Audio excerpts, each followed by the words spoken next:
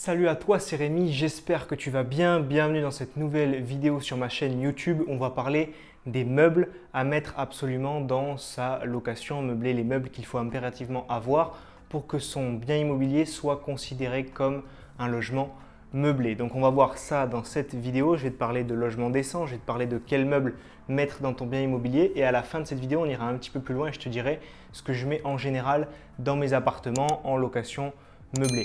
Aujourd'hui, je te fais cette vidéo depuis un petit Airbnb que j'ai pris pendant mes vacances sur la côte atlantique et du coup, c'est sympa parce que je vais pouvoir avoir des idées et des choses en exemple à te donner parce que justement, ce Airbnb est très bien équipé, très bien meublé et du coup, je t'en parlerai aussi pendant cette vidéo. La définition d'un logement meublé, c'est un logement qui comporte assez de mobilier pour permettre aux locataires d'y dormir, d'y manger et d'y vivre convenablement. Donc ça, c'est la définition de base et on va aller un petit peu plus loin. Ce qu'il faut déjà rappeler, c'est qu'un logement meublé doit d'abord être par définition un logement décent. Qu'est-ce qu'un logement décent? J'ai ma petite feuille qui est par ici pour les meubles qu'on verra ensuite et puis pour toutes les définitions pour être vraiment précis et clair avec toi. La définition que nous impose la loi, le site du gouvernement, c'est qu'un logement décent, il est défini déjà par une surface minimum, ça on en a déjà parlé quand on parlait des micro-logements. Il ne constitue pas un risque pour la sécurité ou la santé du locataire, il n'y a pas d'animaux nuisibles à l'intérieur, il respecte des critères de performance énergétique minimaux et il comporte des équipements classiques type système de chauffage, eau, évacuation sanitaire, installation électrique, etc. Donc ça, c'est vraiment la base de la base, c'est vraiment pour avoir un logement décent. Derrière, ça c'est la première règle, on va dire. Et après, tu vas rajouter tout ce qui est règle de logement meublé. Donc pour avoir un bien qui est considéré comme justement logement meublé, tu dois avoir certains équipements mobiliers à l'intérieur que je vais t'énumérer maintenant. Donc, le décret qui régit justement la location meublée, c'est un décret de 2015, c'est le décret 2015-981. Il a été sorti le 31 juillet 2015. Donc avant cette date, si tu veux, la liste du mobilier était vraiment très succincte, très sommaire. Et elle a été un petit peu étoffée justement en 2015 pour que les logements considérés comme meublés soient vraiment d'un standing un petit peu plus haut que ce qu'il y avait avant. Donc au niveau des meubles, tu vas avoir en premier lieu literie avec couette et couverture. Donc ça, c'est la base comme d'habitude. Mais par exemple, moi, je sais que lorsque j'ai mis en location mon premier studio en location meublée, j'avais bien plus que ce que je vais t'énumérer dans la liste juste maintenant. Mais je n'avais pas mis la couette parce que j'avais simplement oublié. Je ne pensais pas que c'était dans la liste. Donc, ça ne pose pas de souci. Si tu veux, je ne suis pas hors la loi juste pour ça. Ma locataire a amené sa couette parce qu'elle en avait une et que ça lui convenait très bien comme ça. Mais si tu veux, ça c'est vraiment le minimum, comme je te dirai après, tu peux mettre beaucoup plus et c'est pas parce que tu oublies un tout petit truc parmi ça que tu vas être hors la loi, qu'on va te dénoncer, que ton locataire va te poursuivre, pas du tout. Mais c'est vraiment pour te donner vraiment les règles, les normes. Donc premier point, une literie avec couette ou couverture. Deuxième point, volets ou rideaux dans les chambres. Donc ça veut dire que ça doit être occultant, ça doit être t'empêcher de voir la lumière, voilà, c'est pour pas que tu aies une fenêtre et rien devant. Pour que voilà, ce soit un minimum pour la nuit et puis pour ton intimité perso, que les gens ne voient pas chez toi toute la journée, ce qui est normal.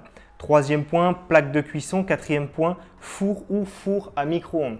Donc voilà, encore une fois, moi maintenant dans mon appartement en meublé classique, j'ai et un micro-ondes et un four. Avant, je n'avais qu'un micro-ondes. Certains locataires ont amené leur four personnel. J'aurais pu mettre un four micro-ondes dès le début, mais je n'avais pas trouvé un modèle qui me convenait. Maintenant, j'ai mis les deux. Comme ça, le locataire, il a tout ce qu'il lui faut. Et c'est très bien. Et encore une fois, il faut essayer de respecter ces règles-là. Moi, j'essaye d'amener dans mes studios toujours plus de petits mobiliers, de petits électroménagers pour rendre les studios que je propose en meublé encore plus attractifs. Donc, on a dit four ou four à micro-ondes. Réfrigérateur, bien sûr, basique. Et ce qui va avec, congélateur ou compartiment à congélation du réfrigérateur d'une température maximale de moins 6 degrés. Donc soit tu as les deux, un frigo, un congèle, soit tu as un frigo avec un petit compartiment congélateur tout simplement. Vaisselle en nombre suffisant pour que les occupants puissent prendre les repas. Ça, c'est pas chiffré si tu veux, mais c'est un petit peu du bon sens. Ensuite, ustensiles de cuisine, table, siège, pareil, ils disent pas combien de tables, combien de sièges, mais bon, un studio, tu mets au moins un siège, tu en mets quand même deux, je pense que c'est le minimum.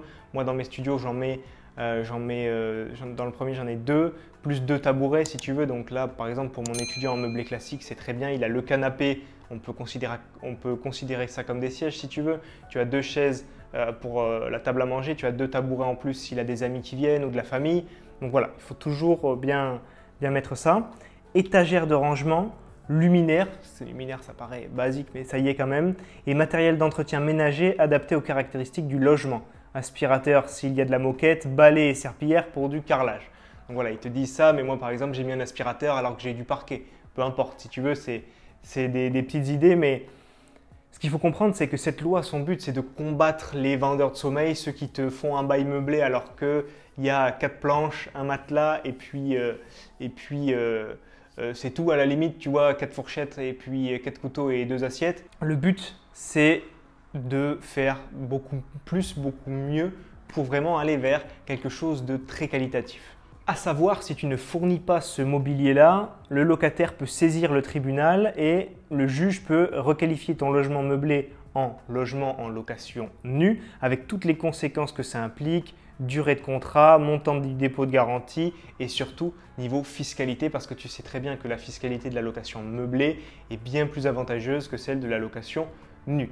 Bien entendu, comme je t'ai dit, si tu fais des petites erreurs, que tu as mis un micro-ondes au lieu d'un four à micro-ondes ou d'un four, parce que normalement, c'est soit four à micro-ondes. Mais toi, tu as mis un micro-ondes, donc tu n'es pas dans les règles, tu n'es pas dans la liste. Mais ce n'est pas pour ça, si tu veux, que ton locataire va aller porter plainte contre toi. Comme moi, je n'avais pas mis de couette lorsque j'ai loué mon premier studio la première fois, parce que je ne savais pas tout simplement, je n'avais pas regardé dans le détail.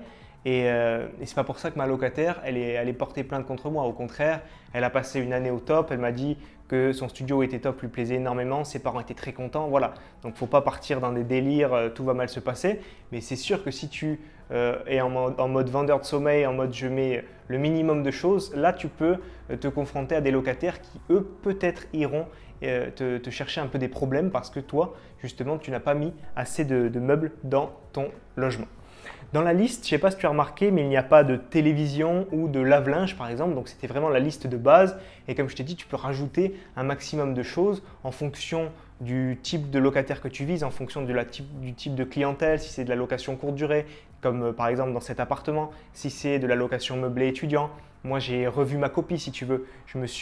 J'ai d'abord mis, on va dire, des meubles standards, de l'électroménager standard, et puis après j'ai changé des choses, j'ai ajouté des choses pour que mon locataire se sente encore mieux.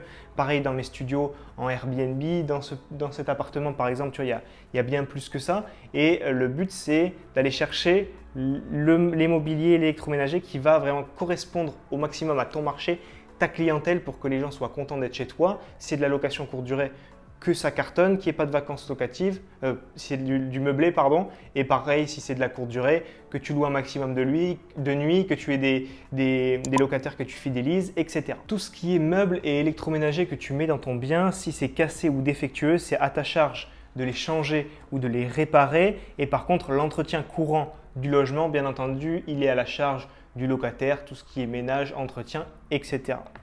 Si par exemple, le locataire, il veut son propre lit, toi, c'est compliqué parce que tu sais très bien que dans la liste de tout ce qui est mobilier à fournir dans une location meublée, tu dois proposer literie avec couette. Donc si lui, il veut son propre lit, ce que tu peux faire, c'est mettre dans ton inventaire qu'il est fourni et indiquer que ça a été enlevé à la demande du locataire. Comme ça, tu es tranquille et si tu veux, tu n'auras pas de soucis là-dessus. Il ne peut pas se retourner contre toi comme quoi le propriétaire ne m'a pas fourni de lit ou de literie ou de couette. Parce que toi, tu l'auras écrit noir sur blanc que ça a été enlevé à la demande du locataire.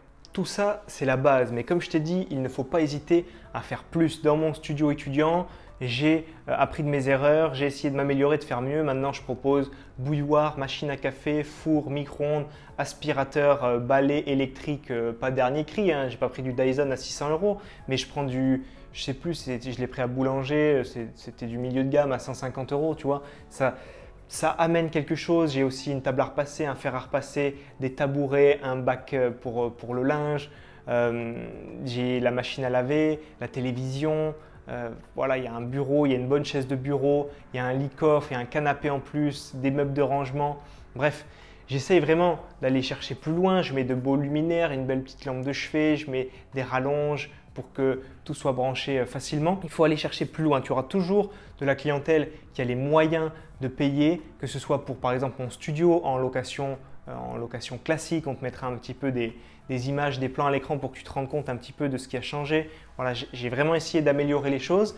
Ici, par exemple, dans le Airbnb dans lequel je me trouve, ce n'est pas un Airbnb qui est donné, c'est dans les 100, 150 € la nuit en haute saison. Et c'est un logement qui est rempli si tu veux. Donc il y a toujours des gens qui ont les moyens de payer, il y a des gens qui veulent être tranquilles, qui veulent avoir tout à proximité. Voilà, tu as une belle cuisine sur ce côté-là, tu as canapé, télé, tu as des sièges, tu as une belle table à manger, la cuisine est tout équipée. Les chambres, quand tu les prends, elles ont tout le linge qu'il faut, elles ont, bon, voilà, tout est bien fait, c'est bien décoré, tu as des tableaux, c'est peint d'une bonne façon. Voilà, c'est ça qu'il faut voir, c'est que derrière, plus tu vas meubler et décorer ton appartement de la bonne façon, plus tu vas attirer une bonne clientèle et souvent une clientèle qui a les moyens. Il y a beaucoup de personnes qui se disent « Ouais, mais je ne vais pas pouvoir louer mon studio si cher. Dans mes estimations, j'ai mis 400 € par chambre. » Mais moi, par exemple, tous les gens qui me disent ça dans mes membres de formation, je lui dis « Est-ce que tu as testé plus haut ?» Teste du plus haut possible et redescends progressivement. Moi-même, j'avais fait cette erreur. Je m'étais dit « Ah, mon premier studio… Allez, je vais taper haut, je vais taper à 440 € par mois. » J'avais fait mes estimations avec 440 € par mois. Et déjà, je m'étais dit, ok, je pourrais peut-être louer 400. Et après, je m'étais dit, bah, peut-être 400, allez, je vais monter à 440 en me disant, c'est peut-être le plus haut. Mais ce que j'ai fait, c'est que la veille ou la semaine d'avant de louer mon bien, je me suis dit, bon, ben vas-y, je vais regarder sur le bon coin et je vois ce qui se passe. Je compare un petit peu et j'avais fait de la qualité. Ce n'est pas un bien, voilà, c'est pas une villa, c'est pas un truc luxueux, mais j'ai fait un truc bien, un truc carré. Et je me suis dit, ok, ils sont à combien les autres? Il y en a qui montaient à 460, 480. Je me suis dit, ben voilà, je vais mettre à 480 et on verra bien. Et depuis ce jour-là, ça fait 3 ans qu'il n'y a pas de vacances locatives, ça fait 3 ans que les locataires sont très contents, je viens de le relouer, le nouveau locataire est très heureux que ce soit son nouveau logement. Et il n'y a pas de secret. Et là, par exemple, dans un logement en bord de mer comme ici où j'aperçois la mer depuis ma fenêtre, depuis mon balcon, c'est la même chose. Je veux dire, les gens ils sont prêts à payer cher. Il y a de bons commentaires, il y a on va dire un bon service client. Et en plus de ça, derrière, tu as un bon logement hyper bien meublé avec tout. Pour exemple, qu'est-ce qu'il y a ici? Tu as la bouilloire que tu dois voir, machine à café, micro-ondes, four, grille-pain, lave-vaisselle. Tu n'as pas un frigo top, tu as un grand frigo. Tu as vraiment plein de choses et tout ça, ça va être des petites touches qui vont te permettre de louer cher, d'avoir des clients qui sont contents et de les fidéliser. Nous arrivons maintenant à la fin de cette vidéo. J'espère qu'elle t'a plu. Si c'est le cas, pense à la liker. Si tu as des questions, n'hésite pas à me les mettre dans les commentaires de cette vidéo. Je serai ravi de venir t'y répondre. Et pense également à t'abonner à ma chaîne YouTube pour recevoir toutes mes prochaines vidéos, à activer la petite cloche pour avoir les notifications dès que je sors une nouvelle vidéo.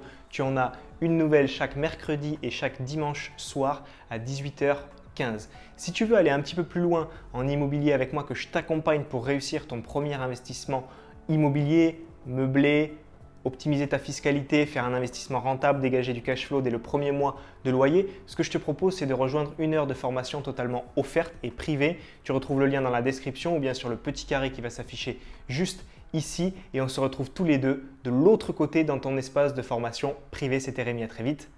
Ciao, ciao!